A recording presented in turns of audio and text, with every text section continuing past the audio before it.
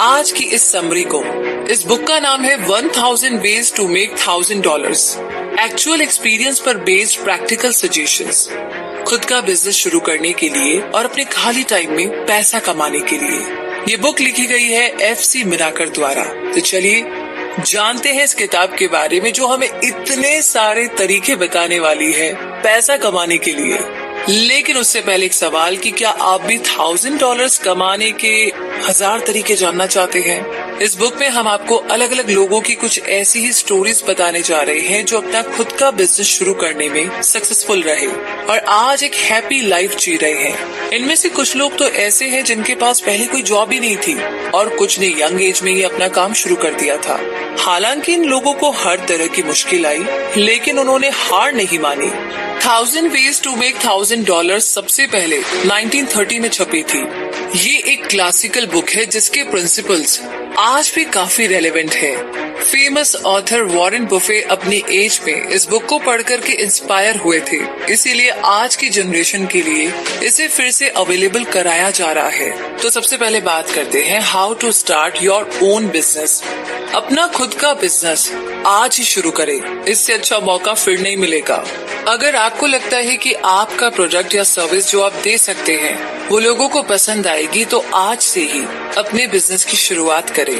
कल का वेट ना करें और ना ही ये सोच करके अपना टाइम वेस्ट करें कि अभी सिचुएशन ठीक नहीं है, क्योंकि जो आप अभी नहीं कर सकते वो कभी नहीं कर सकते।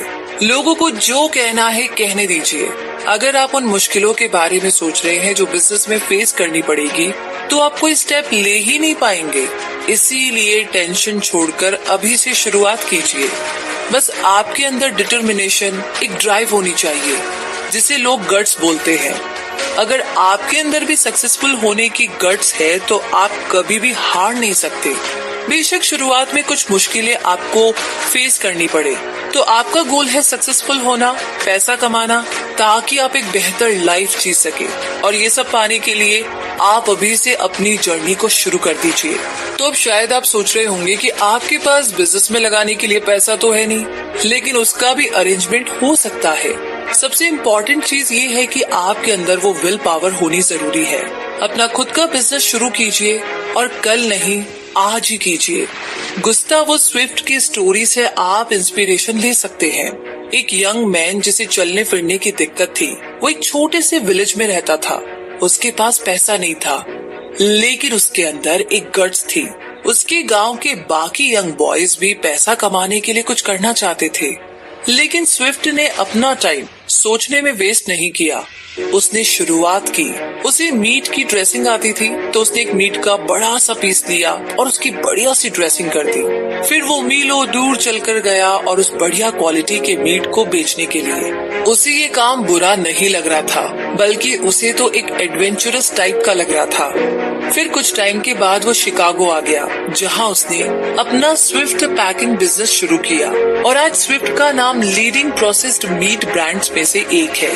आपके पास भी बहुत सारे बिजनेस आइडियाज होंगे, लेकिन उनमें से आपको कोई एक बढ़िया वाला चूज करना है जिसके बारे में आपको थोड़ी बहुत नॉलेज हो। जैसे कि मिसेस स्नीड ने अपना टोमेटो जूस का बिजनेस खोला। ये तब की बात है जब डिप्रेशन का दौर था। स्नीड फैमिली एम्स्टॉन इलिनॉइस में रहती थी। मिस्टर स्नीड की जॉब चली गई थी और अब पूरी फैमिली को सरवाइव के लिए भी स्ट्रगल करना पड़ रहा था। उनके 2 बेटे कॉलेज स्टूडेंट थे। एक दिन किसी दोस्त ने उन्हें फ्रेश टोमेटोज का एक बॉक्स भेजा, तो मिसेस स्नीड ने सोचा क्यों ना टोमेटो जूस बनाया जाए। उन्होंने उन फ्रेश और जूसी टोमेटो का टेस्टी जूस निकाला और अपने नेबर्स को भी कुछ बॉटल्स भिजवा दी। उनका टोमेटो जूस लोगों को बड़ा पसंद आया। मिसेस स्नीड को लगा कि ऐसा जूस तो वो बहुत बना सकती है। उन्होंने ये आइडिया अपने हस्बैंड और दोनों बेटों को बताया और इस तरीके से उन्होंने टोमेटो जूस का बिजनेस शुरू कर दिया, जिसका नाम रखा गया मॉर्निंग ग्लोरी टोमेटो जूस। हालांकि मॉर्निंग ग्लोरी मार्केट में मिलने वाले दूसरे ब्रांड से थोड़ा सा कॉस्टली था, लेकिन फिर भी लोग इसे लेते थे, क्योंकि एक तो ये टेस्टी था, दूसरा ये होममेड था, यानी कि घर का बना हुआ। मॉर्निंग ग्लोरी फ्रेश और बढ़िया क्वालिटी के टोमेटो से बनता था, इसीलिए इसकी क्वालिटी बेटर थी।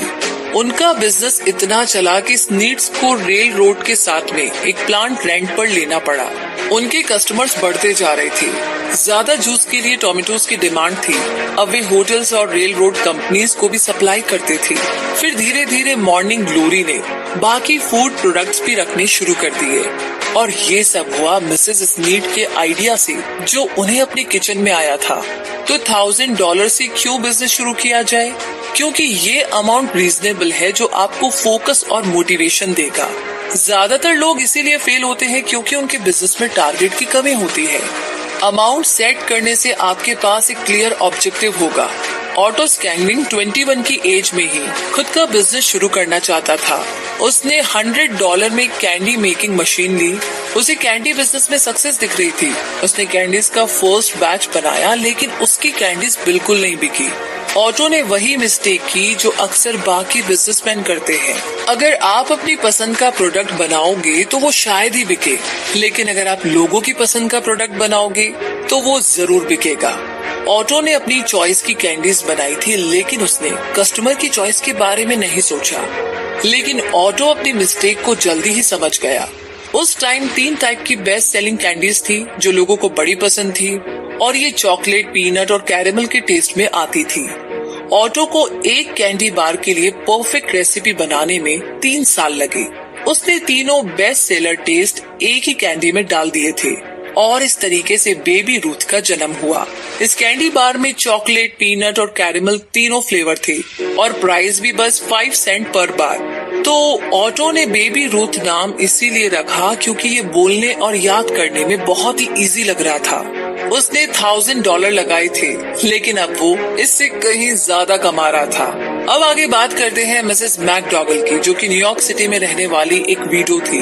अपने हस्बैंड की मौत के बाद वो अकेले ही तीनों बच्चों को पाल रही थी। अपने घरेलू कामों के अलावा उसे एक ही काम आता था और वो था कॉफी ब्लेंडिंग बिजनेस, जो उनके हस्बैंड चलाते थे। लेकिन मिसेस मैकडॉगल के पास ज्यादा पैसा नहीं था इन्वेस्ट करने के लिए। उनके साथ जो बाकी के कॉफी बिजनेस चलाने वाले थे, उन्हें लगता था कि वो 6 मंथ से ज्यादा नहीं टिक पाएगी। लेकिन मिसेस मैकडॉगल ने उन सबको रॉन्ग प्रूव किया।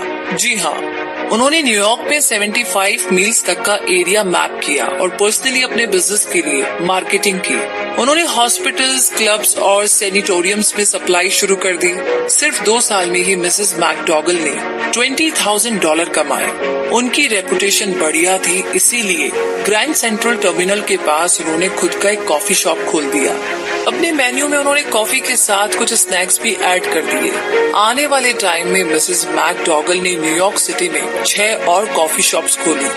जब वो 65 की थी तो बहुत बड़े डिप्रेशन का टाइम था, लेकिन उन्होंने हिम्मत नहीं हारी। मिसेस मैकडॉगल ने इसी टाइम 3 और शॉप्स खोली। कोई और लेडी होती तो ऐसे मुश्किल टाइम में हार मान लेती, लेकिन मिसेस मैकडॉगल ने कभी हार नहीं मानी। उनके अंदर अपनी सक्सेस को लेकर बड़ा गट्स था। तो ये थी मिसेस मैकडॉगल की कहानी। अब आगे हम बात करते हैं सेलिंग एज अ बिजनेस के बारे में। जी हाँ, एक सेल्स एजेंट होने के कई एडवांटेजेस होते हैं। कस्टमर्स की गुडविल और ट्रस्ट ही आपकी रियल कैपिटल है। सेल्स पर्सन को रेज का वेट नहीं करना पड़ता, वो जितना चाहे उतना कमा सकता है और ना ही उसे सारा दिन ऑफिस में बैठना पड़ता है। सेलिंग करना ना एक्चुअली बहुत ही मजेदार काम है। आप कितने सारे नए लोगों से मिलते हैं, कई सारे सक्सेसफुल और इन्फ्लुएंशियल लोग आपको जानते हैं और आप उन्हें जानते हैं। आप किसी के अंडर में नहीं बल्कि अपनी मर्जी से इंडिपेंडेंट होकर के काम करते हैं। जब तक कस्टमर से आपके अच्छे रिलेशन हैं, आप पैसा कमाते रहेंगे। सेल्स एजेंट एक तरीके से लोगों को एजुकेट करते हैं। आप घर, वॉशिंग मशीन, वैक्यूम क्लीनर या जो कुछ भी लेते हैं, एक सेल्स एजेंट ही आपको प्रोडक्ट्स खरीदने के लिए मोटिवेट करता है। मतलब ये कि सेल्स एजेंट्स लोगों की जिंदगी में हैप्पीनेस और सेटिस्फैक्शन लाते हैं। लूसीले एंथोनी एक सिंगल पेरेंट है। उसका हस्बैंड उससे अलग रहता है, इसीलिए उनकी 6 महीने के बेबी को पालने की रिस्पॉन्सिबिलिटी अब उसके ऊपर है। उसने सिल्क स्टॉकिंग्स बेचने का काम शुरू किया। एक मैन्युफैक्चरर ने लूसीले को हायर किया कि वो घर घर जाकर के स्टॉकिंग्स बेचे। उसे 6 डिफरेंट कलर्स के सैंपल दिए गए। वो पहले अपनी दोस्त के पास गई। लूसीले को स्टॉकिंग्स पहनना बहुत पसंद था। उसने अपनी दोस्त को भी ये स्टॉकिंग्स लेने के लिए बोला। जितनी औरतों को वो जानती थी, लूसीले ने सबको अप्रोच किया, यहाँ तक कि अनजान लोगों को भी, लेकिन कोई फायदा नहीं हुआ। वो जिनके भी घर जाती यही जवाब मिलता, आज नहीं, आई एम बिजी, मेरे पास पैसे नहीं है, तुम ना अगले हफ्ते आना। तो लूसीले बोलती कि मुझे पता है आप बहुत बिजी है मिसेस स्मिथ, लेकिन मैं ज्यादा टाइम नहीं लूंगी, क्या मैं अंदर आ सकती हूँ? लूसीले तब तक कोशिश करती जब तक कि लोग उसे घर के अंदर नहीं बुला लेते थे, और जैसे ही वो अंदर घुसती सैंपल्स दिखाने शुरू कर देती। उसका एंथुजियाज्म ऐसा था कि औरतें उससे सिल्क स्टॉकिंग्स लेने के लिए मजबूर हो जाती। एक बार तो उसने यूनिवर्सिटी ऑफ शिकागो में कमेंसमेंट एक्सरसाइज से पहले 2 सोरोटी हाउसेस को कॉल किया, जहां उसने 2 ग्रुप में डेमो दिया। उसे तुरंत ही 56 जोड़ी के ऑर्डर्स मिल गए। उसकी सेल इंक्रीज हो रही थी और सिल्क स्टॉकिंग कंपनी से उसे काफी अच्छा खासा कमीशन भी मिलता था। कस्टमर चाहे लाख मना करे, लेकिन लूसीले को कोई फर्क नहीं पड़ता था। उसे बेचने का पैशन था, क्योंकि वो अपने प्रोडक्ट के बारे में अच्छे से जानती थी। इसीलिए उसे पता था कि लोगों को कैसे कन्विंस करना है। ऐसा नहीं था कि हर कोई उसका प्रोडक्ट लेता था, उसे कई बार रिजेक्शन भी फेस करना पड़ा। फिर भी लूसीले कभी भी पीछे नहीं हटी। जॉर्ज कॉनराड की स्टोरी भी एग्जैक्टली कुछ ऐसी ही है। वो भी कभी हार नहीं मानता था। वो स्लाइसिंग मशीन्स का सेल्स एजेंट था। अपना प्रोडक्ट बेचने के लिए वो ग्रोसरीज, रेस्टोरेंट्स और मीट स्टोर्स में जाया करता। जॉर्ज शॉप में घुसता और शॉपकीपर को स्लाइसिंग मशीन की एक कलरफुल इमेज दिखा करके पूछता, कैसा लगा आपको? तो शॉपकीपर का जवाब होता, अच्छा है, लेकिन मैं इतनी एक्सपेंसिव स्लाइसिंग मशीन नहीं ले सकता। तो जॉर्ज अपनी कार से असली मशीन लेकर दुकान के काउंटर पे रखकर बोलता, ये कम रेट वाला स्लाइसर है, लेकिन देखने में एक्सपेंसिव लगता है। आप एक स्लाइसर का कैश में कितना प्राइस दे सकते हैं? तो दुकान वाला बोलता, आजकल बिजनेस स्लो चल रहा है, तो मैं $10 से ज्यादा नहीं दे पाऊंगा। जॉर्ज थोड़ी नाह नुकुर करके स्लाइसर का रियल प्राइस बता देता है। वेल, अगर आप इतना अफोर्ड कर सकते हैं तो पैसे निकालिए। वैसे ये स्लाइसर आपको सिर्फ $7.50 में पड़ेगा। शॉप ऑनर्स हैरान रह जाते। स्लाइसर का एक्चुअल रेट उनकी एक्सपेक्टेशन से कम निकला। तो इस तरीके से एक हफ्ते में जॉर्ज की 40 के अराउंड स्लाइसिंग मशीन बिक जाती थी, क्योंकि वो अपने प्रोडक्ट का बढ़िया डेमो देता था और लो प्राइस होने के बावजूद उसकी मल्टीपल बेनिफिट्स गिना देता। डेमोन्स्ट्रेशन और सैंपल्स हर सेल्स एजेंट का एसेट होते हैं। ड्वाइट रिची ने अपने मेंडिंग फ्लूइड्स डेमोज से खूब सारा पैसा कमाया। नहीं, मुझे कुछ नहीं चाहिए, लोग उसे मना कर देते थे, लेकिन ड्वाइट बोलता कि कोई बात नहीं, मैं बस आपको फैब्रिक रिपेयर करने का एक डेमो दिखा रहा हूँ। ड्वाइट हमेशा अपने साथ कुछ सैंपल फैब्रिक लेकर के चलता था, जिसे वो अपने प्रोडक्ट से रिपेयर करके दिखाता। अगर आपके सिल्क स्टॉकिंग से कोई धागा निकल जाए तो बस थोड़ा सा मेंडिंग फ्लूइड लेकर के टच कर दीजिए, इससे आप बड़ी जल्दी और आसानी से रिपेयर कर सकते हैं। अपने डेमो के बाद वो कस्टमर को मेंडिंग फ्लूइड हाथों में पकड़ा देता। आप 2 ट्यूब्स लेंगे या 3? प्राइस है 25 सेंट्स। और इस तरीके से वो अर्ली मॉर्निंग से शाम तक डोर टू डोर सेलिंग करता। ड्वाइट ने प्रूव कर दिया था कि अगर पैसा कमाने का शौक हो तो घर से निकल करके हार्डवर्क तो आपको करना ही पड़ेगा। अगर आप फ्रैंक डिप्रियस से पूछे कि $1000 कैसे कमाए जाते हैं, तो वो तुरंत बोलेगा, फायर एक्सटिंग्विशर्स बेचकर। फ्रैंक ने अपने फर्स्ट $1000 सिर्फ 6 हफ्ते में कमाए। हालांकि ये उतना भी इजी जॉब नहीं था। उसने ढेर सारे सेल्स कॉल्स किए, लेकिन फर्स्ट मंथ में उसे एक भी ऑर्डर नहीं मिल पाया। तो फिर उसे रियलाइज हुआ कि वो गलत लोगों को ट्राई कर रहा है। वो उन लोगों को कॉल करता था जिन्हें फायर एक्सटिंग्विशर की कोई जरूरत ही नहीं थी। तो फ्रैंक ने अपनी फोन डायरेक्टरी को केयरफुली चेक किया। उसमें से उसने कुछ कंपनीज चूज की जहां उसका प्रोडक्ट काम आ सकता था। कुल मिलाकर के एक डिस्ट्रिक्ट में 27 फर्म्स थी। फ्रैंक ने अपना टाइम और एनर्जी बचाने के लिए एक रूट प्लान तैयार किया ताकि वो सबको विजिट करता चले। बस फिर क्या था, उसका काम बन गया और अब वो डेली के 12 फायर एक्सटिंग्विशर्स बेचता था। उसने एक स्मॉल फैक्ट्री के लिए 10 यूनिट्स रखे हैं और अब उसका टारगेट है वेयर हाउसेस, बड़ी फैक्ट्रीज और गैराज, जिससे कि उसका वीकली कमीशन $300 के करीब बनता है। अब बात करते हैं मेकिंग थिंग्स टू सेल। इसमें एग्जैक्टली आपको क्या करना है, आइए जानते हैं। जर्मनी में एक विलेज था जहाँ पर एक टाइम में एक्सीलेंट वुड कार्विंग का काम होता था। इस गांव के लोग रिलीजियस स्टेचूज बनाने में एक्सपर्ट थे और उनकी बनाई हुई चीजें हाई क्वालिटी और बड़ी आर्टिस्टिक मानी जाती थी।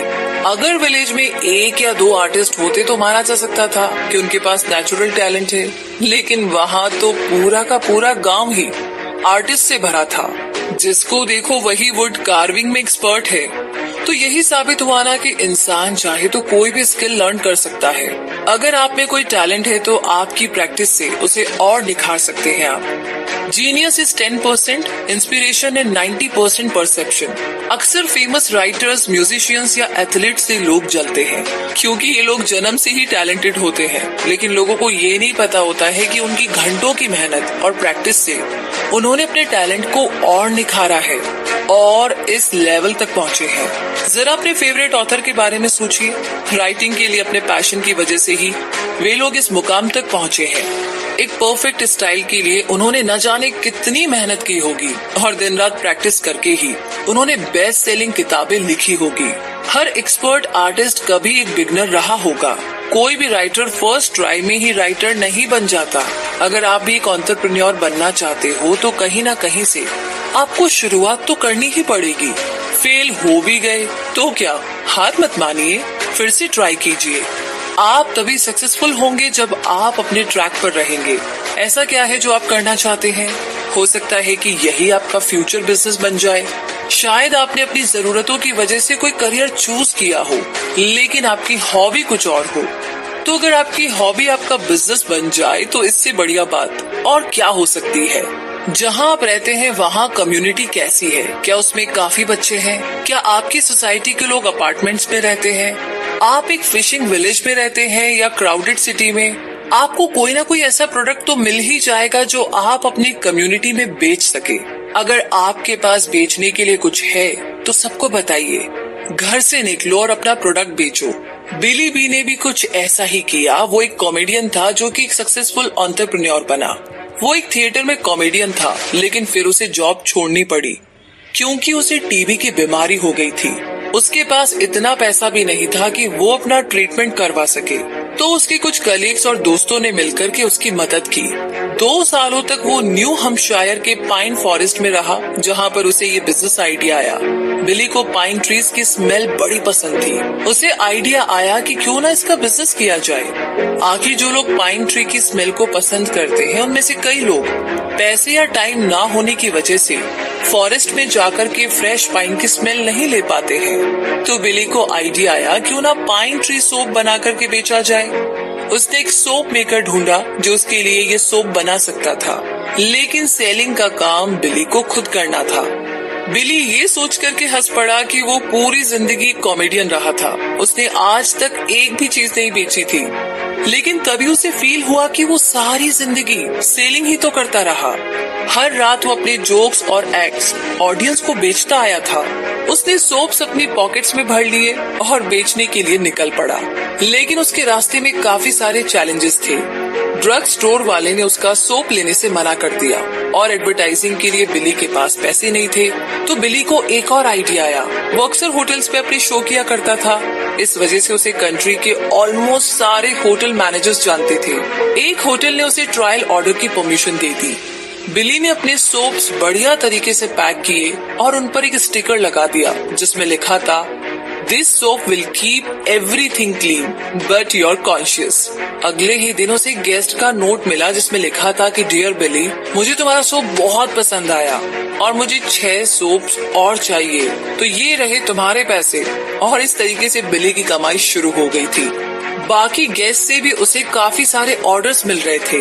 तो कहने का मतलब ये है कि आपकी बीमारी या जॉब छूट जाने का मतलब ये नहीं है कि अब आप सक्सेसफुल नहीं हो सकते।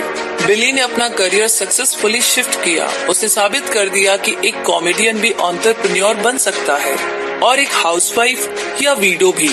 अब आगे बात करते हैं मिसेस स्मिथ की, जो कि वीडो थी और ब्रुकलिन में रहती थी। उनका एक ही शौक था, बेकिंग करना। एक दिन सुबह अपने लिए ब्रेड बेक करते टाइम उन्हें खुद का फूड स्पेशलिटी बिजनेस शुरू करने का आइडिया आया। तो उसने कॉफी शॉप्स और टी रूम्स में जाकर के अपने प्रोडक्ट्स बेचने शुरू किए। उसे कॉफी, केक, नट ब्रेड और डोनट के ऑर्डर्स मिलने लगे। एक टी रूम तो उनसे बेबी पाई और रोल्स ऑर्डर करता था। एक दिन मिसेस स्मिथ ने अपने बेटे को एक टूरिस्ट कैंप में भेजा। उनका बेटा अपनी साइकिल में एक कुकीज, पाई और काफी सारे केक से भरी एक बास्केट लेकर गया। जॉनी ने सारा सामान बड़ी इजीली बेच दिया था और उसे काफी सारे ऑर्डर्स भी मिले थे। उसने घर आकर के ये बात मिसेस स्मिथ को बताई। फिर तो पूरे समर दोनों टूरिस्ट कैंप में बेकिंग प्रोडक्ट्स डिलीवर करते रहे। जब विंटर सीजन आया तो मिसेस स्मिथ को एक और अपॉर्चुनिटी मिली। उन्होंने पार्टी सीजन के लिए भी चीजें बेक करनी शुरू कर दी। उन्हें हैलोवीन पार्टी के लिए ढेर सारे ऑर्डर्स मिले। पार्टी ऑर्गेनाइजर्स जानते थे कि मिसेस स्मिथ पूरे टाउन में सबसे बेस्ट डोनट्स बेक करती है, इसीलिए सारे के सारे ऑर्डर्स उन्हीं को दे दिए गए। मिसेस स्मिथ की सक्सेस का सीक्रेट यही था कि उनके प्रोडक्ट्स इतने ज्यादा टेस्टी होते थे कि लोग दोबारा लेने आते थे। पार्टीज, हॉलिडे या संडे नाइट डिनर में उनके बेक्ड आइटम्स की बड़ी डिमांड थी। मिसेस स्मिथ को बेकिंग से प्यार था और यही उनकी सोर्स ऑफ इनकम भी बन गया था। इससे बेहतर और क्या हो सकता था। अब अगर बात करें मिसेस नेप की, तो अपनी प्रेज्ड चिकन रेसिपी के लिए वो काफी फेमस थी। उनकी फैमिली का मिशिगन में एक पोल्ट्री फार्म था। स्पैंड हैन खाने में बड़ी हार्ड होती है और ब्रीडिंग सीजन के बाद मिसेस नेप ओल्ड चिकन्स को अपने प्रेशर कुकर में 40 मिनट तक पकाती थी। इससे कुकिंग का टाइम शॉर्ट होता ही था, साथ ही साथ चिकन भी टेस्टी बनता था। फिर वो चिकन को क्रॉस सेक्शन में काटती थी, उसमें सीजनिंग और चिकन स्टॉक डालती थी। कोई स्पेशल ऑर्डर मिलता तो मिसेस नेप उसमें ऑलिव्स, स्लाइस्ड वेजिटेबल्स और हार्ड बॉइल्ड एग्स भी डाल देती थी। वो एक ओल्ड कहावत है ना, if life gives you lemons you should make some lemonade. लेकिन मिसेस नेप के लिए ये कहावत कुछ ऐसी थी, if you have hundreds of spent hands you should make tasty pressed chicken. तो ये थी मिसेस नेप की कहानी। और अब जानते हैं रेजिंग थिंग्स टू सेल के बारे में। मतलब ये कि अगर आपको किसी फार्म या फिशरी में बिजनेस करने का मौका मिले तो आप क्या करेंगे? सोचिए, क्या आपके इलाके में फ्रूट या वेजिटेबल्स ग्रो होते हैं या फिर आपको हर्ब या फ्लावर्स उगाने का शौक है? वैसे आप चीजें उगा करके बहुत सारा पैसा कमा सकते हैं। अब जैसे होवार्ड और बिल की स्टोरी ले लीजिए। होवार्ड मैप प्रिंटिंग कंपनी में जॉब करते थे। उसे अच्छा पैसा मिलता था और बैंक में भी उसकी कुछ सेविंग थी। लेकिन फिर एक दिन डॉक्टर ने उसे उसकी हेल्थ कंडीशन के बारे में बताया तो होवार्ड को जॉब छोड़नी पड़ी। डॉक्टर ने उसे ज्यादा से ज्यादा धूप में रहने को बोला था। होवार्ड ने अपनी सेविंग से इंडियानापोलिस में एक 15 एकड़ फार्म लेने का मन बनाया। इससे पहले जो ओनर था वो इस फार्म में वेजिटेबल्स ग्रो करता था, लेकिन होवार्ड को चिकन्स पालने का आइडिया आया। लेकिन प्रॉब्लम ये थी कि उसे पोल्ट्री फार्म बिजनेस के बारे में कोई नॉलेज नहीं थी। इसीलिए उसने एग्रीकल्चर डिपार्टमेंट की बुलेटिन्स पढ़नी शुरू की। वो अपने फार्म के पास वाले पोल्ट्री फार्म भी गया। वो इस काम के बारे में और नॉलेज हासिल करना चाहता था। उस पोल्ट्री फार्म में उसने देखा कि वहाँ का ओनर अपने चिकन्स की ज्यादा केयर नहीं करता था, उन्हें प्रॉपर खाने को नहीं देता था और ना ही साफ सफाई का ध्यान रखता था। इसीलिए उस फार्म के चिकन्स बड़े वीक और गंदे रहते थे और उस फार्म के ओनर को चिकन्स बेचने के बारे में कोई खास नॉलेज भी नहीं थी। उसने होवार्ड को बोला, और जैसे कि तुम बुक और मैगजीन्स पढ़ करके चिकन्स पालना सीख जाओगे। सच बात तो ये थी कि उस फार्मर को पोल्ट्री मैगजीन्स और government bulletins wastage of time लगता था, लेकिन होवार्ड को ऐसा नहीं लगता था। पोल्ट्री फार्म जाकर के उसे पता चल गया था कि वो अपने खुद के फार्म में ज्यादा चीज नहीं करेगा। होवार्ड ने मैगजीन्स में पढ़ा था कि पोल्ट्री फार्म में हमेशा सफाई रखनी चाहिए ताकि चिकन्स बीमार ना पड़े। उसने एक सेकंड हैंड ब्रूडर और इनक्यूबेटर लिया। फिर उसने अपना फर्स्ट इन्वेस्टमेंट किया। फार्म के लिए 10 डजन एग्स खरीदकर होवार्ड ने उनमें से हाफ एग्स ब्रीडिंग के लिए रखे और बाकी के हाफ मार्केट में बेचने के लिए। इस दौरान वो गवर्नमेंट बुलेटिन्स भी बराबर पढ़ता रहा। उसे फील हो रहा था कि उसे ये काम वाकई में पसंद है। अपना प्रोडक्ट मार्केट करने के बारे में उसने काफी सोचा। उसे 3 रेस्टोरेंट्स और 2 होटल्स के ऑर्डर्स मिल गए थे। कस्टमर्स को उसके फार्म के प्लम्प और मिल्क फेड चिकन्स बड़े पसंद थे। उसे अब एक के बाद एक ऑर्डर्स मिलने लगे थे। उसकी वाइफ चिकन मीट पैकिंग में उसकी मदद करती थी। हर एक चिकन को बड़ी केयरफुली पैक किया जाता था ताकि फ्रेशनेस मेंटेन रहे। होवार्ड के प्रोडक्ट्स स्टोर के बाकी प्रोडक्ट से एक्सपेंसिव होते थे, फिर भी डिमांड में थे। कस्टमर्स ये जानते थे कि उन्हें हाई प्राइस में सुपीरियर क्वालिटी मिल रही है। होवार्ड को रेस्टोरेंट्स, होटल और कंट्री क्लब से रेगुलर ऑर्डर्स मिलने शुरू हो गए। तो होवार्ड की तरह ही बिल क्लेबर ने भी किताबें पढ़ करके बिजनेस करना शुरू किया। बिल एक पेंट फैक्ट्री में रेगुलर जॉब करते थे, लेकिन उसकी एक इंडस्ट्री हॉबी थी ट्रॉपिकल फिश पालने की। उसने सब्जेक्ट में ऑलमोस्ट हर किताब पढ़ रखी थी, यहाँ तक कि अपनी नॉलेज बढ़ाने के लिए उसने कई सारी एक्सपेंसिव किताबें भी खरीदी। इन किताबों से जो कुछ उसने अब तक सीखा था, उससे उसके पास ट्रॉपिकल फिश का अच्छा खासा कलेक्शन हो गया था। उसे जब बिजनेस का आइडिया आया तो अपने ब्यूटीफुल फिश कलेक्शन के लिए एक मार्केट उसने ढूंढी। उसके बिजनेस का नाम था केस एक्वेरियम, जिसमें से सबसे ज्यादा बिकती थी द बेटास या फाइटिंग फिश, जो कलरफुल लॉन्ग फिन्स और टेल्स वाली फिश होती है।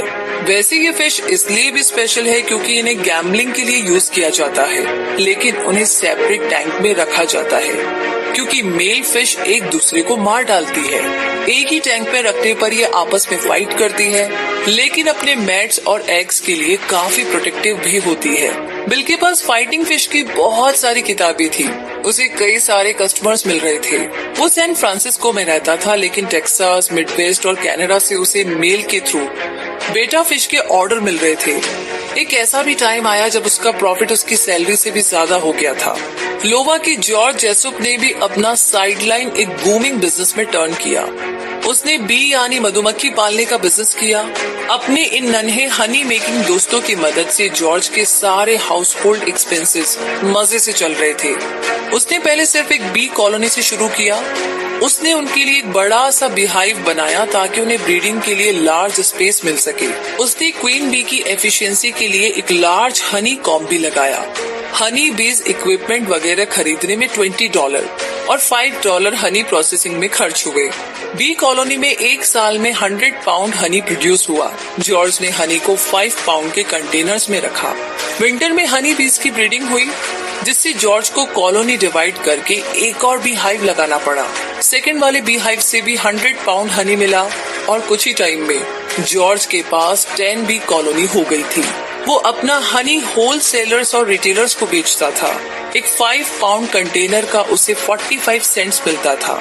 हालांकि उसके पास अब 10 कॉलोनीज थी, लेकिन उसे उनकी ज्यादा देखभाल नहीं करनी पड़ती थी क्योंकि हनी बीज को ज्यादा केयर करने की जरूरत नहीं होती है, वे अपना काम करती रहती है। जॉर्ज के हिसाब से हनी बीज को आप कहीं भी रख सकते हैं जहां एक आउटसाइड विंडो हो।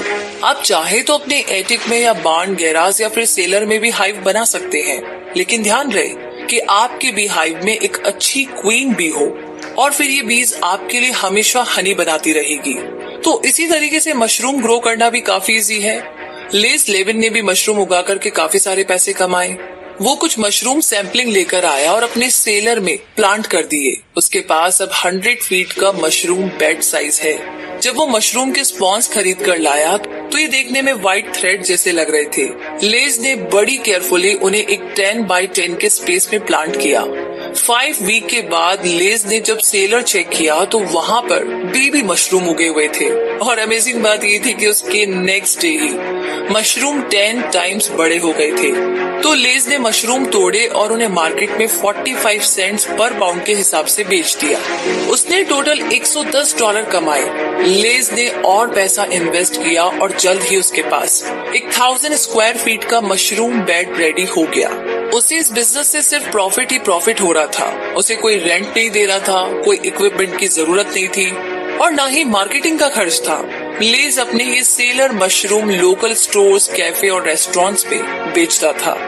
तो रेजिंग थिंग्स टू सेल के बारे में तो हमने बात कर ली।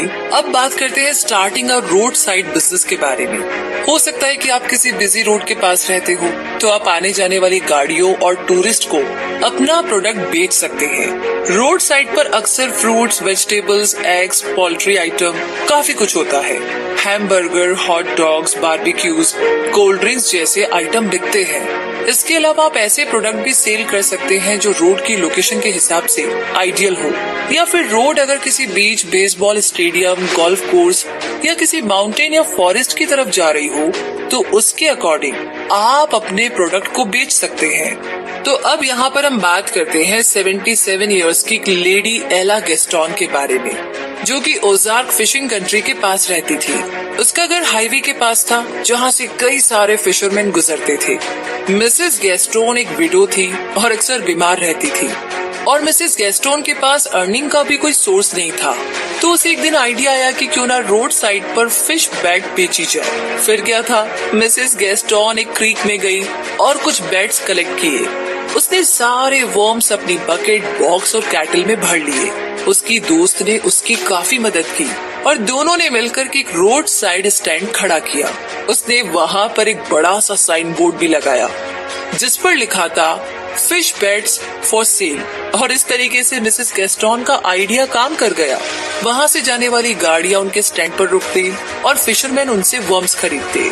तो धीरे धीरे इतना प्रॉफिट होने लगा कि मिसेस गैस्टोन को कुछ हेल्पर बॉयज भी रखने पड़े। Mrs Gaston 10 cents per dozen के हिसाब से वर्म्स बेचती थी। कई बार तो उनके 1000 डजन वर्म्स एक ही दिन में बिक जाते थे। मिसेस गैस्टोन ने रियलाइज किया कि अब तक उन्होंने 1 मिलियन के करीब वर्म्स तो बेच ही दिए होंगे। उन्होंने अपना सारा उधार चुका दिया और खुद को अपने दम पर सपोर्ट कर रही थी, और उन्हें ये बिजनेस बहुत ही इंटरेस्टिंग भी लग रहा था, जिससे उनकी हेल्थ भी ठीक हो रही थी। वैसे अक्सर ड्राइवर्स को रोड पर जो चीज सबसे ज्यादा चाहिए होती है वो है स्पेयर टायर्स। जी हाँ, तो अगली कहानी ऐसी ही है कि शिकागो से मिशिगन जाते हुए जेम्स म्रोवी की गाड़ी के फ्रंट टायर बर्स्ट हो गए थे। उसने फ्लैट टायर्स रिप्लेस करके पुराने वाले वही झाड़ी में फेंक दिए थे। मिशिगन में जेम्स सेकंड हैंड टायर्स ढूंढ रहा था जो उसे $5 में मिले, लेकिन उनकी क्वालिटी उन टायर से भी गई गुजरी थी जिन्हें वो फेंक आया था। तो यहीं से जेम्स को एक बिजनेस आइडिया आया और उसने सेकंड हैंड और लो प्राइस टायर वाला एक सर्विस स्टेशन खोलने का डिसीजन लिया। उसने रोड साइड में गैसोलीन स्टेशन के पास एक जगह किराए पर ली और 50 बढ़िया कंडीशन वाले रीबिल्ट टायर खरीद लिए। फिर उसने एक रोड साइड सेटअप कर दिया।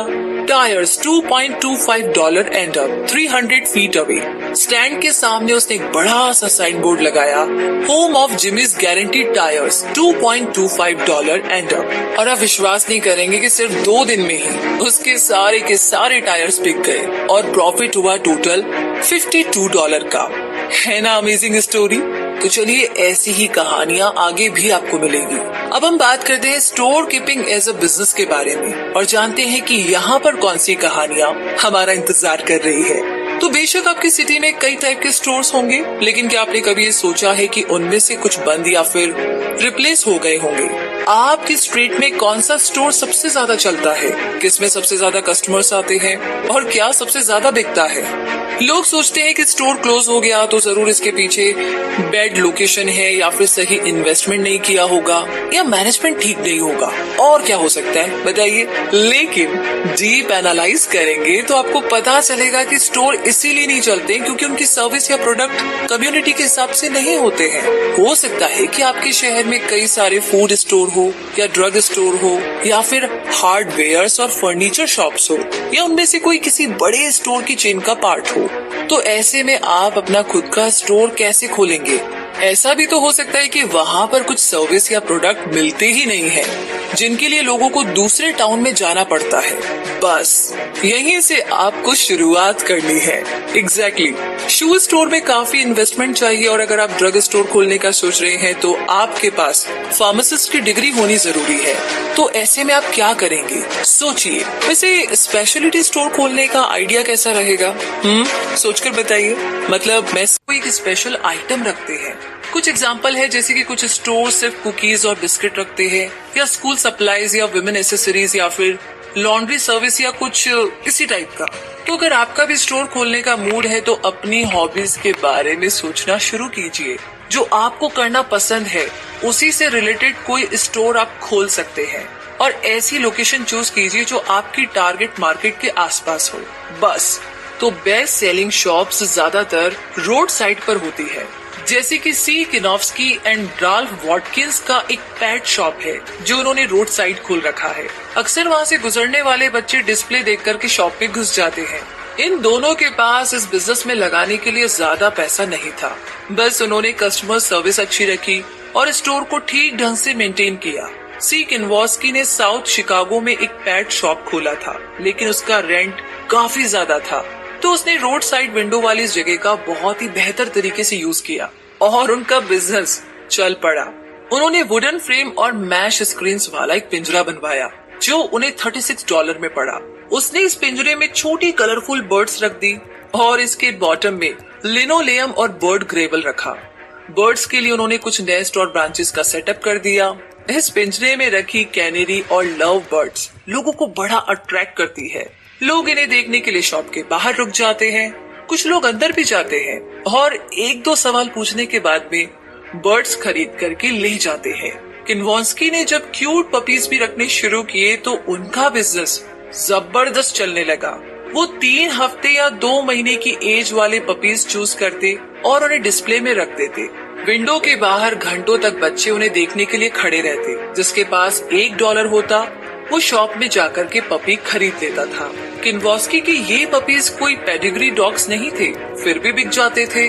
तो पपीज की सेल से जो भी प्रॉफिट होता था उससे किन्वॉस्की का रेंट, इलेक्ट्रिसिटी और बाकी एक्सपेंसेस कवर हो जाते थे। पेट स्टोर में सबसे जरूरी चीज है सैनिटेशन, इसीलिए किन्वॉस्की डेली अपने स्टोर की साफ सफाई करता था ताकि कस्टमर्स को स्मेल ना आए। इससे एनिमल्स भी बीमार नहीं पड़ते थे। और इसके अलावा उसने शॉप में डॉग फूड, बर्ड केज और बर्ड ग्रेवल और बाकी पैट एसेसरीज भी रखनी शुरू कर दी थी। तो इस दौरान राल्फ वॉटकिंस साउथ शिकागो में एक एक्वेरियम भी चला रहा था। वो इस बिजनेस से हर साल हजारों डॉलर्स कमाता था। जब वॉटकिंस ने शुरू किया तो उसके पास सिर्फ 8 टाइप के फिश और 10 छोटे फिश टैंक्स थे, लेकिन 3 साल के अंदर ही उसके पास 130 फिश टैंक्स में से 120 टाइप की डिफरेंट फिशेस थी।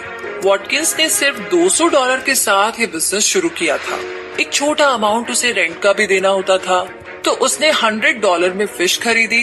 बाकी पैसे से उसने वाटर टैंक्स, वाटर प्लांट्स और कुछ एसेसरीज खरीद ली। वॉटकिंस ने जिस दिन स्टोर खोला उसकी पॉकेट में एक सिंगल सेंट भी नहीं था, पर दूसरे दिन सुबह जब उस रास्ते से बच्चे स्कूल जा रहे थे तो उन्होंने गोल्ड फिश के बारे में पूछताछ की और चले गए। फिर दोपहर में छुट्टी के बाद वो अपने बाकी दोस्तों को भी लेकर आए। वॉटकिंस ने उनका वेलकम किया और एक छोटी बच्ची को गोल्ड फिश लेनी थी, तो उसने पूछा कि मैं इसका क्या नाम रखूं? वॉटकिंस ने पूछा तुम्हारा क्या नाम है? सोनिया, लड़की बोली।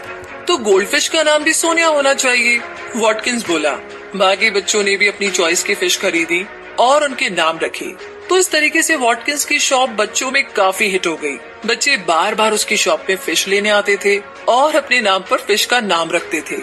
उन्हें ना ये बहुत ही इंटरेस्टिंग लगता था। फिर उनकी बातें कुछ ऐसी होती थी, एलिस के पेट में दर्द है या आज हेनरी मर गया, जिसे सुनकर के उनके पेरेंट्स खूब हंसते थे। वॉटकिंस बच्चों और पेरेंट्स को फिश की टेक केयर के बारे में भी काफी नॉलेज देते थे। तो कुल मिलाकर के उसकी शॉप काफी पॉपुलर थी। कस्टमर उससे रेयर और एक्सपेंसिव ट्रॉपिकल फिश खरीदने आते तो वो उन्हें उनके लिविंग रूम में एक्वेरियम सेट करने में भी मदद कर देता था। इसके साथ ही उसने खुद के वाटर प्लांट्स ग्रो करने शुरू कर दिए, जिससे उसका बिजनेस और भी एक्सपैंड हो गया था। ट्रॉपिकल फिश ट्रॉपिकल प्लांट्स में रहती है और ये सारे प्लांट्स फ्लोरिडा में मिलते हैं। वॉटकिंस के पास कई तरह के फिश थे, जैसे कि गपीज, टेट्रास, गुरामी, एंगल फिश वगैरह वगैरह। ये जो फिशेस होती है ना, ये चीप पैट होती है जो इजीली मेंटेन की जा सकती है और सबसे बड़ी बात, इन्हें बेच करके अच्छा खासा प्रॉफिट भी कमाया जा सकता है। तो कुल मिलाकर के बात ऐसी है कि आपका बिजनेस चाहे कोई भी हो, छोटा या बड़ा, क्वालिटी का ध्यान रखना बहुत जरूरी है, वरना बिजनेस टिक नहीं पाएगा। लोग तभी आपकी शॉप में आएंगे जब आप उन्हें बेस्ट ऑफ टाउन प्रोडक्ट या सर्विस देंगे। टेड लेंसमैन और उसके हैमबर्गर बिजनेस की भी कुछ एक्चुअली ऐसी ही कहानी है। टेड कैलिफोर्निया में रहता था। वो अपने एक दोस्त को अपना ओल्ड ट्रक देने जा रहा था क्योंकि वो इसे अब अफोर्ड नहीं कर पा रहा था। लॉस एंजलिस से पासाडीना जाते हुए उसने एक हैमबर्गर स्टैंड देखा जिसका ओनर उसे बेचने जा रहा था।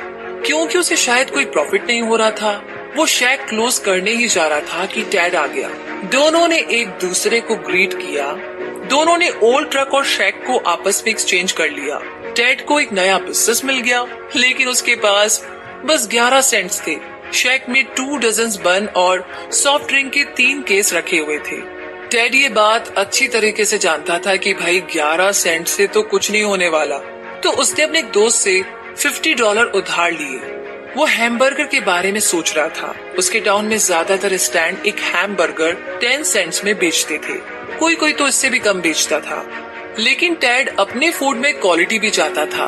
उसने अपने हैम बर्गर्स के लिए बेस्ट बन और बेस्ट बीफ चूज किया और एक हैम बर्गर का रेट रखा 15 सेंट्स। वैसे 6 महीने तक तो उसकी 1 पैसे की कमाई नहीं हुई। फिर अचानक एक कस्टमर ने जब बर्गर में चीज की एक स्लाइस मांगी तो टेड ने चीज बर्गर बना करके बेचना शुरू कर दिया और उसके बर्गर धड़ाधड़ बिकने लगे। तो भाई अब लोग उसे बेस्ट चीज बर्गर के लिए जानते थे। जल्दी ही उसने लॉस एंजलिस में 2 और शैक खोल लिए। फिर उसने एक स्टिक रेस्टोरेंट भी खोल लिया। अपने बेस्ट चीज बर्गर के साथ वो कस्टमर्स को हाई क्वालिटी की स्टिक देता था। 10 सालों के अंदर ही टेड का बिजनेस 5 गुना बढ़ गया था। कहने का मतलब ये है कि हिम्मत नहीं हारनी है, बस लगे रहिए। वैसे अब आगे बढ़ने का टाइम आ गया है, कुछ और कहानियों के बारे में जानने का टाइम आ गया है। तो आगे हम बात करते हैं प्रमोटिंग अ स्मॉल बिजनेस के बारे में। तो यहाँ पर किसी भी बिजनेस को सक्सेसफुली चलाने के लिए कस्टमर के साथ गुडविल होनी बहुत जरूरी है। हालांकि बीच बीच में प्रमोशन और एडवर्टीजमेंट्स करने से भी प्रॉफिट आपका बढ़ता है। लोग शोमैनशिप पसंद करते हैं। अगर आप राइट प्रोमोस कर रहे हैं और एड्स भी दे रहे हैं तो लोग आपका प्रोडक्ट जरूर लेंगे। जॉन हार्डिंग ने शिकागो में एक रेस्टोरेंट खोला, लेकिन ये उतना चला नहीं क्योंकि शहर में ऑलरेडी रेस्टोरेंट्स की भरमार थी। लोगों ने उसे बोला कि रेस्टोरेंट का बिजनेस एक बहुत ही बेकार आइडिया है, ना खोलो तो बढ़िया है। सबको लगा कि हार्डिंग बस कुछ ही दिनों तक रेस्टोरेंट चला पाएगा, बाद में तो उसे बंद ही करना पड़ेगा क्योंकि कंपटीशन जो इतना ज्यादा था। बात भी सही है, लेकिन उसने सबको गलत साबित कर दिया। उसने एक यूनिक आइडिया लगाया जो कि जनरल पब्लिक को बहुत पसंद आया था। उसका बिजनेस इतना चला कि बाद में उसने 6 और रेस्टोरेंट्स खोले। बेशक हार्डिंग गुड फूड सर्व करने पर ध्यान देता था, लेकिन इफेक्टिव एडवर्टाइजिंग ने उसके बिजनेस को चलाने में काफी मदद की। उसने लोकल न्यूज़पेपर में एक छोटा सा एडवर्टीजमेंट दिया जो कि पढ़ने में बहुत ही फनी था और इसमें कुछ कॉमिकल कार्टून इमेजेस भी थी। उसने अपने विंडो डिस्प्ले में भी यही एड लगाया। इस एड में कॉर्नेड बीफ के साथ कैबेज की पिक थी और इसके बाद से ही टेड कॉर्नेड बीफ किंग के नाम से फेमस हो गया। उसने अपनी माउथ वाटरिंग डिशेस की ऐसी और भी पिक्चर्स प्रिंट करवाई। उसका एक विनिंग एड था हैम हैप्पीनेस, जिसमें एक पिग शैंपेन के ग्लास में बैठा हुआ हंस रहा था और उसके नीचे कुछ बहुत ही क्रिएटिव सा लिखा हुआ था। तो वाकई में ये एड काम कर गया। तो ये कोई बड़ी बात नहीं थी कि हार्डिंग के रेस्टोरेंट्स में हमेशा ही लोगों की भीड़ लगी रहती थी। ये सब उसके मॉर्निंग पेपर वाले एड्स का कमाल था, जो उसे पर डे का $75 पड़ता था। लेकिन हार्डिंग को कोई फर्क नहीं पड़ता था क्योंकि उसके रेस्टोरेंट का डिलीशियस मील कस्टमर्स की भीड़ जुटाने के लिए काफी था। तो हार्डिंग की तरह होवार्ड ने भी मिशिगन में बिजनेस एड में काफी पैसा इन्वेस्ट किया। उसने मोटेल चलाने के लिए हाईवे में एक घर किराए पर रखा था। हालांकि ये काफी बिजी हाईवे था, फिर भी उसका मोटेल खाली पड़ा रहता था। होवार्ड को लगा कि अगर कस्टमर्स को अट्रैक्ट करना है तो एक आध चेयर्स, टेबल्स और बियर से कुछ नहीं होने वाला। उसे कुछ और सोचना होगा, कुछ क्रिएटिव। तब सबसे पहले तो होवार्ड ने उस जगह को रीफर्निश करवाया।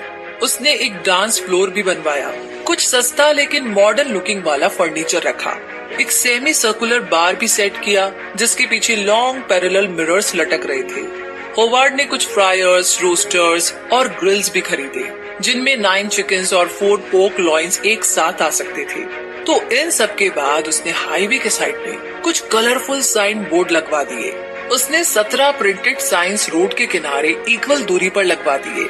हर साइन बोर्ड पर होवार्ड के डिफरेंट टाइप की टेस्टी ग्रिल्ड मीट सैंडविच की पिक्चर्स बनी हुई थी और सबके नीचे 15 सेंट्स प्राइस भी मेंशन था। और साथ ही साथ इन साइंस में डिस्टेंस भी दिया था कि होवार्ड का इन वहाँ से कितनी दूर है।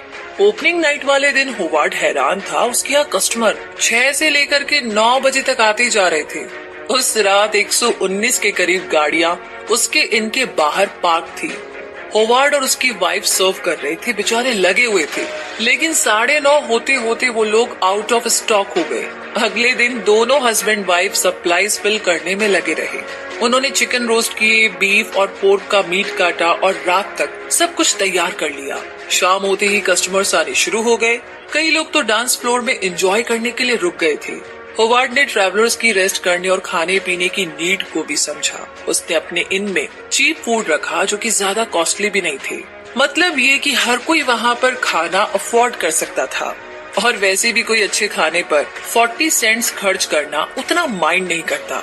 डांस फ्लोर और साइन बोर्ड्स लगाने से उसका प्रॉफिट और भी ज्यादा बढ़ गया।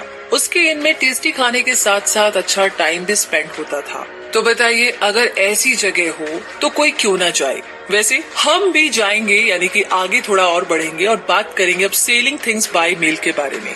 अगर आप मेल ऑर्डर बिजनेस शुरू करना चाहते हैं तो 3 इम्पोर्टेंट कॉन्सेप्ट याद रखिए: टारगेट क्लाइंट्स, मेलिंग लिस्ट और सेल्स लेटर। यही सेम प्रिंसिपल ऑनलाइन सेलिंग में भी अप्लाई होती है। सक्सेसफुल एंटरप्रेन्योर्स पहले डायरेक्ट मेल यूज करते थे, लेकिन आज आपके पास ईमेल की सुविधा है। तो आपके पास एक बिजनेस आइडिया है। इसका मतलब ये है कि आपका प्रोडक्ट बहुत ही स्पेसिफिक होगा, जिसके लिए आप टारगेट क्लाइंट ढूंढेंगे। कुछ लोग हमेशा आपसे खरीदना चाहेंगे। आप कोई भी प्रोडक्ट रख सकते हैं, जैसे कि कोई हैंडबैग या पर्सनलाइज्ड वॉलेट, लेकिन उससे पहले आपको टारगेट क्लाइंट तक पहुंचने के बारे में सोचना होगा। फिर आप अपनी मेलिंग लिस्ट को तैयार करेंगे, जिसमें आपके क्लाइंट्स के नेम, कॉन्टैक्ट नंबर और ईमेल्स होंगे।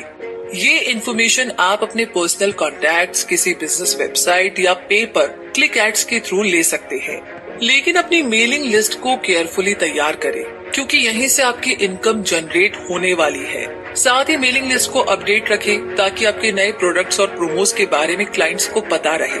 आप चाहे तो क्लाइंट्स को थोड़ी बहुत वैल्यूएबल इन्फॉर्मेशन और यूजफुल टिप्स भी भेज सकते हैं। और सबसे जरूरी बात, आप अपने हर क्लाइंट के टच में रहे और उनकी क्वेरीज के आंसर दें। जितने ज्यादा लोग आपकी लिस्ट में होंगे, उतना ज्यादा आपका प्रॉफिट होगा।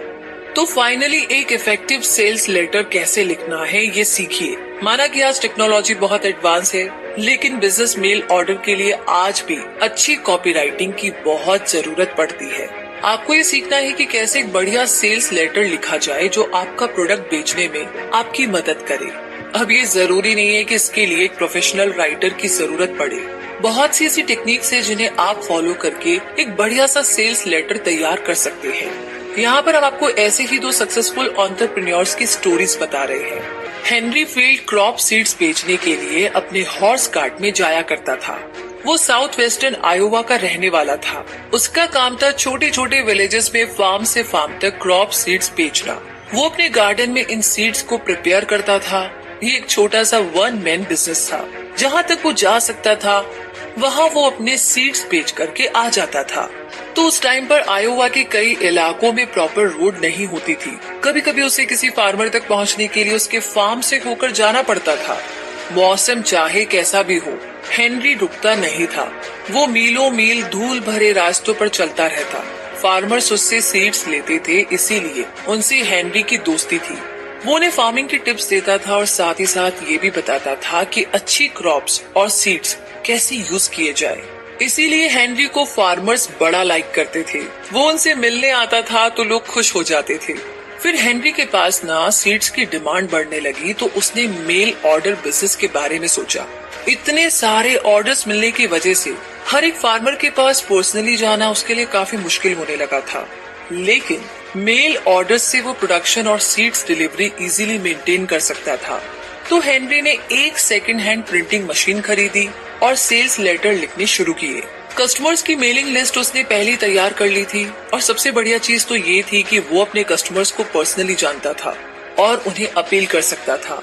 वो फार्मर्स को ऐसे ढंग से लिखता था जैसे वो उनसे पर्सनली बात कर रहा हो, एकदम face to face, day to day language में। तो हेनरी ने लेटर्स की लैंग्वेज ब्रीफ और पॉइंट टू पॉइंट रखी। उसने लिखा कि एक फ्रीजिंग डे में अगर आपको कोई फार्मर मिले जो अपनी कॉर्न क्रॉप को मार्केट में बेचने जा रहा हो, तो आप अपने बिजनेस के बारे में बताने के लिए कोल्ड में रोक नहीं सकते। आपको जो भी बताना है तुरंत बताना होगा, ताकि वो ऑर्डर देकर के जल्दी से जा सके। तो इससे अच्छा है कि आप उसे लेटर या कैटलॉग सेंड करें, ताकि वो आराम से घर जाकर के पढ़ सके। हालांकि हेनरी ने काफी ब्रीफ लेटर रेडी किए थे, लेकिन उनमें एक दोस्ती वाली टोन थी। उसने कोई किताबी लैंग्वेज नहीं यूज की थी। जो भी लिखा था एक दोस्त की तरह लिखा। फार्मर्स को उसका ये आइडिया काफी पसंद आया था। वे लोग उसके सेल्स लेटर का रिप्लाई देते थे और रेगुलर ऑर्डर करते थे। उसका ये बिजनेस आइडिया इतना चला कि उसके पास कंसास, मिसौरी और नेब्रास्का में रहने वाले फार्मर्स से भी ऑर्डर आने लगे, जिनसे वो कभी मिला भी नहीं था। हर साल उसकी मेलिंग लिस्ट इंक्रीज होती गई। हालांकि वो अभी भी उसी फ्रेंडली और पर्सनल वे में लिखता था। उसकी सेल्स जो पहले कुछ $100 थी, अब एनुअली $3 मिलियन तक पहुंच गई थी। फिर वो दिन भी आया जब हेनरी फील्ड कंपनी ने जनरल मर्चेंडाइज ऑफर करना शुरू कर दिया था। हेनरी स्वीट्स के अलावा बाकी सामान भी बेचने लगा था, जैसे कि hats, shoes, overall and even tyres. बाद में उसने अपने मेल ऑर्डर्स बिजनेस को भी इम्प्रूव किया। वो अब एप्पल्स, कॉर्न, ऑरेंजेस और पोटैटो बुशल्स के थ्रू बेचता है, क्योंकि फार्मर्स इसी तरीके से उसके प्रोडक्ट को खरीदते हैं। हेनरी ने 5, 10 और 25 पाउंड के कंटेनर्स में कॉफी भी बेचनी शुरू कर दी थी, जो वो डजन के हिसाब से बेचता था। जिस हेनरी के पास कभी एक हॉर्स कार्ट और छोटा सा गार्डन हुआ करता था, आज उसके पास कई एकड़ फील्ड्स थे और खुद की कंपनी भी। और ये सब हुआ उसके इफेक्टिव सेल्स लेटर्स की वजह से। हेनरी की तरह आप भी अगर मेल ऑर्डर बिजनेस में सक्सेसफुल होना चाहते हैं तो अपने कस्टमर्स को फ्रेंडली लैंग्वेज में लेटर लिखिए, जैसे कि आप उनको सालों से जानते हैं। उन्हें अच्छी स्टोरीज बताएं और टिप्स दीजिए जो उनके काम आ सके। उनके साथ अच्छा रिलेशनशिप बनाइए, लेकिन ऑर्डर लेना ना भूलें। सेल्स लेटर के लास्ट के कुछ पैराग्राफ में कस्टमर को ये जरूर बताइए कि उन्हें क्या करना है। क्या उन्हें ऑर्डर फॉर्म साइन करना होगा? क्या उन्हें रिप्लाई कार्ड भेजना है? आप जब तक उन्हें नहीं बताएंगे उन्हें पता नहीं चलेगा। एक पर्पस और वैल्यू के साथ अपना सेल्स लेटर लिखें। लेकिन आपको ये कैसे पता चलेगा कि क्लाइंट आपका सेल्स लेटर पढ़ रहे हैं या नहीं? अगर उन्होंने पढ़ा नहीं तो आपके टारगेट क्लाइंट्स बनने के चांसेस कम हो जाएंगे। लेकिन अगर आपका लेटर सही लोगों तक पहुंचा तो वो जरूर पढ़ेंगे और रिप्लाई के साथ ऑर्डर भी देंगे। जिस एग्जांपल के लिए JW रॉबर्ट्स एंड सन एक मेल ऑर्डर बिजनेस है जो फाइन हवाना सिगार ऑफर करते हैं। उन्हें 30 साल से ज्यादा हो गए हैं ये बिजनेस चलाते हुए, और उनका सीक्रेट है कि वो हमेशा राइट क्लाइंट को ही टारगेट करते हैं। JW रॉबर्ट्स सिर्फ अपने अकाउंट में डिपॉजिट पेमेंट ही लेते हैं, नो कैश नो COD। उनके कुछ क्लाइंट्स तो 20 साल से भी ज्यादा पुराने हैं। कहने का मतलब छोटी छोटी टेक्निक्स यूज करके आप बड़ा प्रॉफिट कमा सकते हैं। चलिए अब आगे बढ़ते हैं और बात करते हैं सेलिंग योर सर्विस के बारे में। तो अगर आप सर्विस बिजनेस में जाना चाहते हैं तो पहले खुद से एक सवाल पूछिए, आप क्या कर सकते हैं जो लोगों को पसंद आए? क्या आपके पास कोई स्किल है या आपकी कोई स्पेशलिटी है? क्योंकि इस बिजनेस में स्पेशलिस्ट बनना बहुत जरूरी है।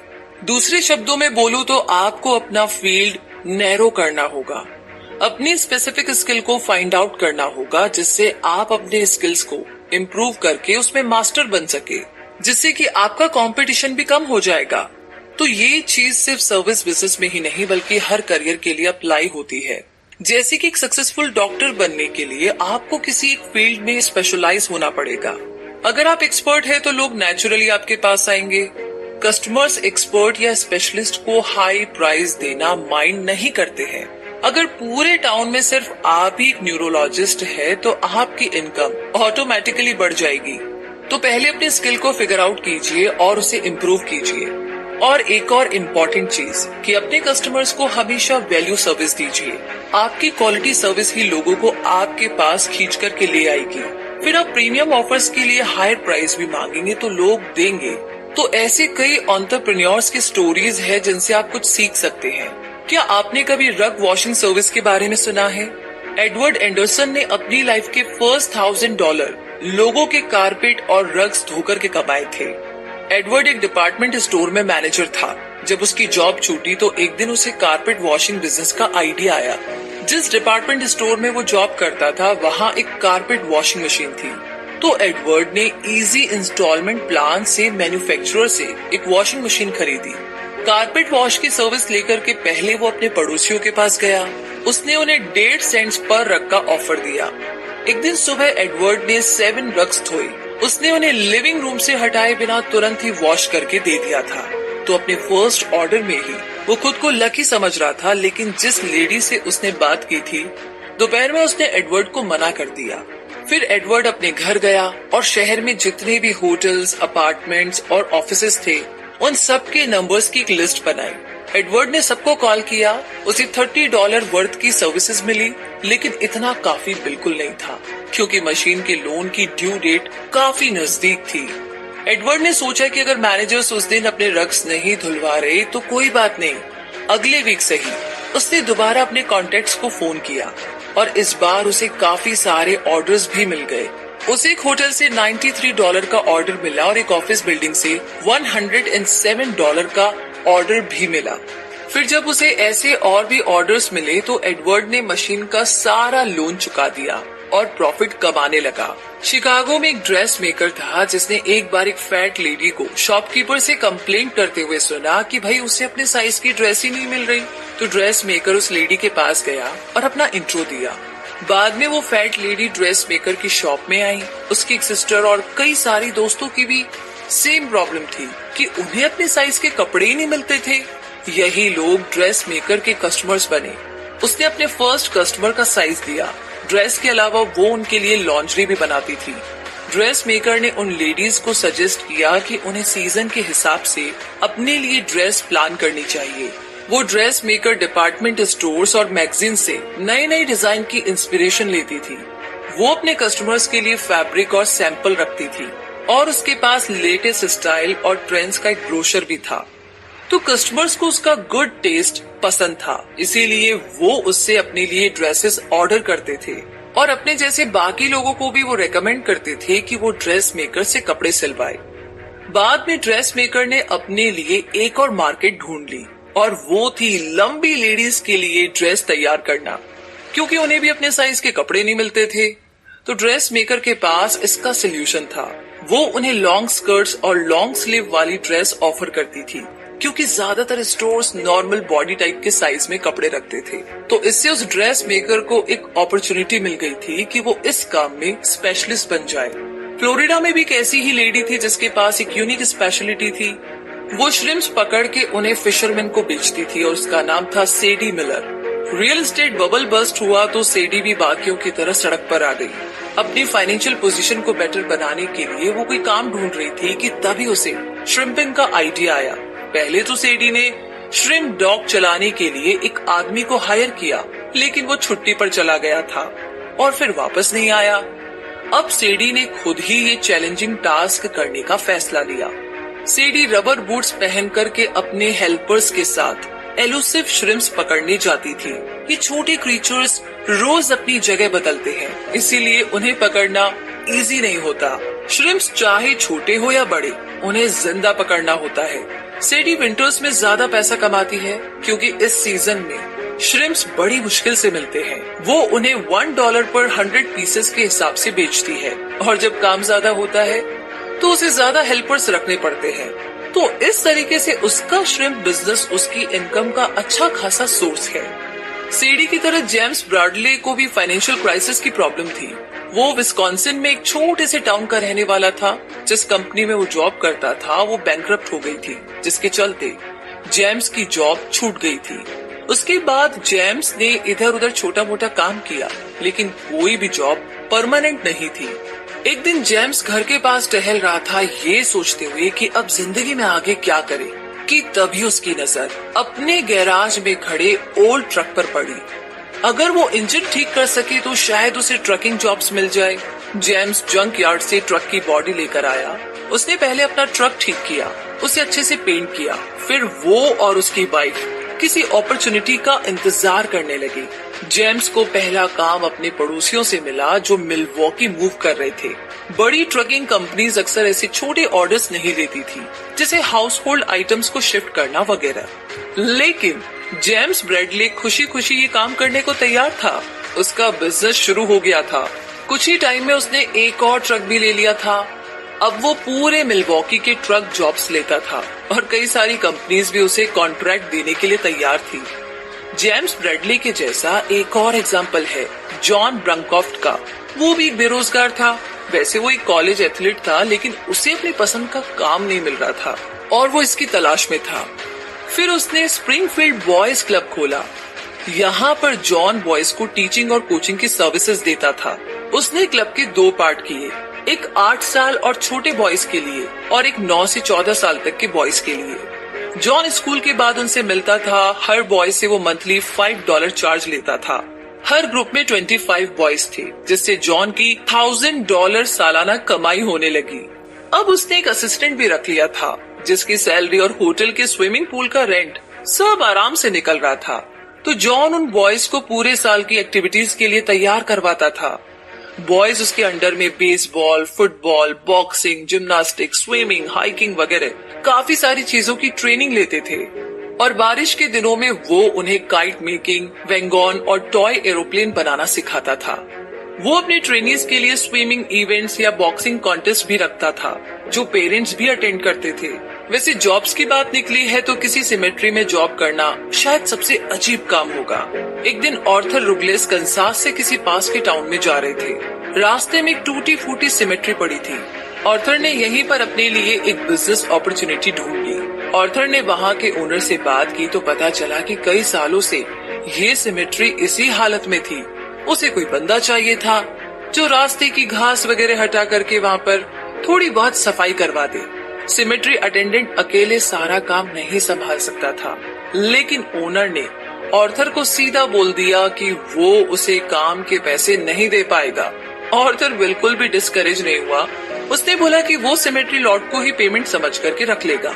ओनर को उसकी बात जच गई और उनके बीच में डील पक्की हो गई। ऑर्थर को अपनी सर्विसेज के एक्सचेंज में $2000 वर्थ का सिमेट्री लॉट मिलने वाला था।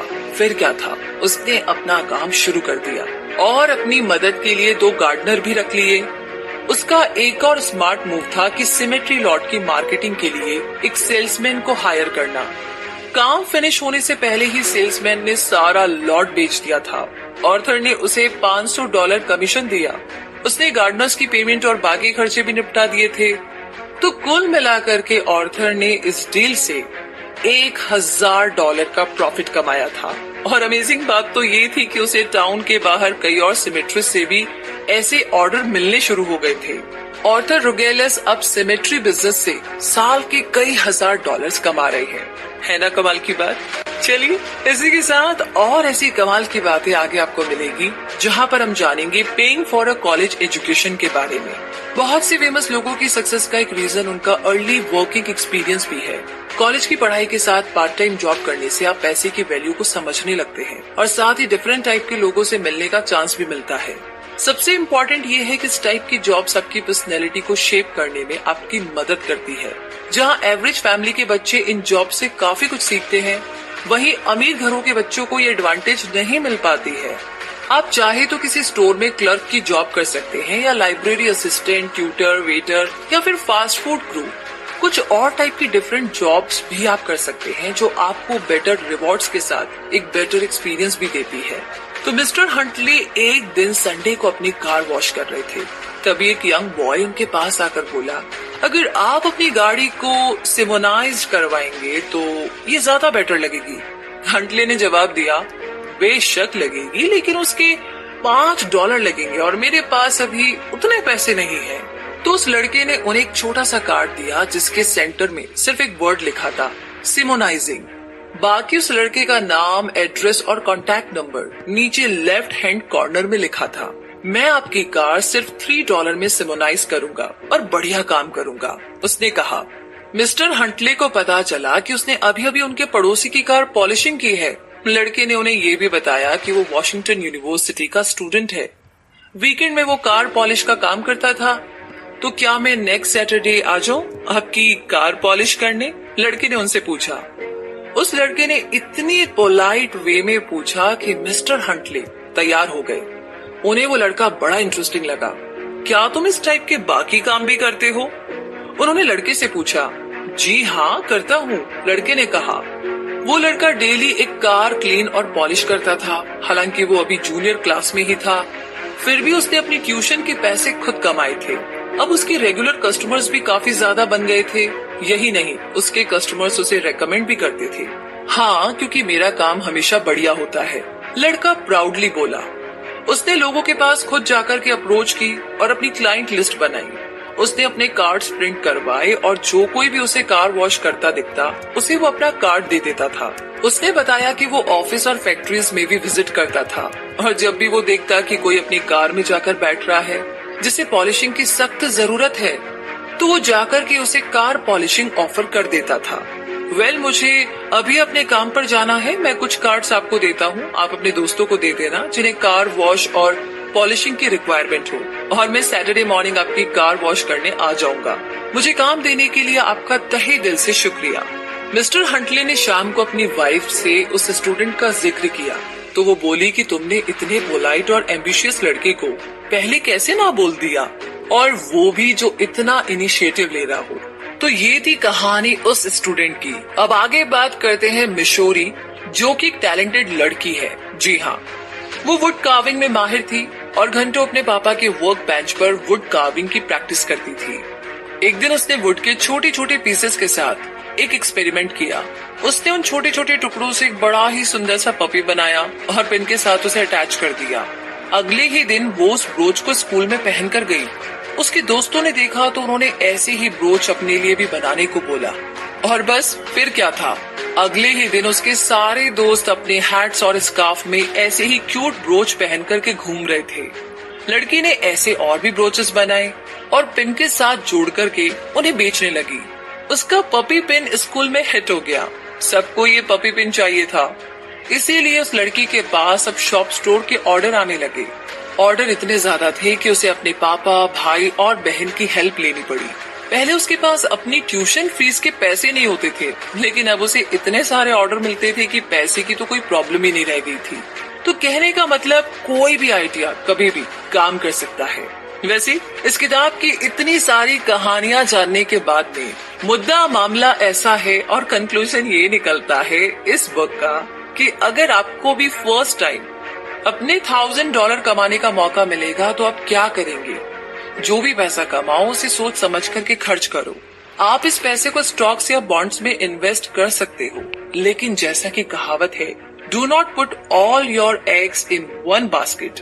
जब ज्यादातर लोग खरीद रहे हो उसी टाइम आप अपने स्टॉक्स बेच दो, और अब ज्यादा लोग बेच रहे हो तो आप उस टाइम अपने स्टॉक खरीदो। आपने इस किताब से कई सारे बिजनेस आइडियाज सीखे, तो अगर आप भी इन आइडियाज से इंस्पायर है तो आज ही अपना बिजनेस शुरू कीजिए।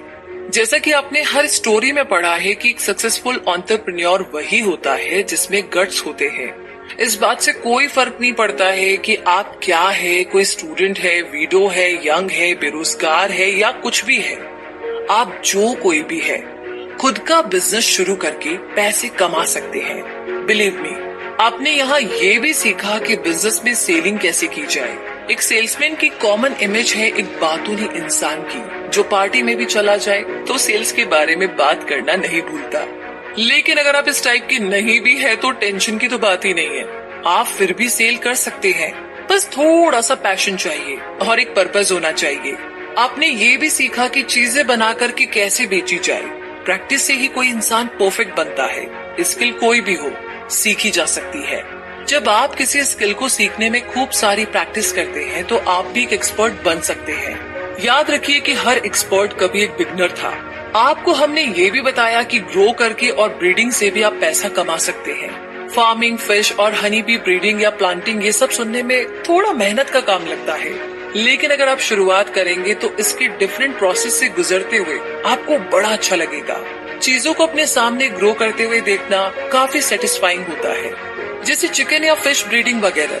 हमने आपको रोड साइड बिजनेस के बारे में भी बताया, जिसमें बस यही सीक्रेट है कि आपको ट्रैवलर्स की जरूरतों का ध्यान रखना है।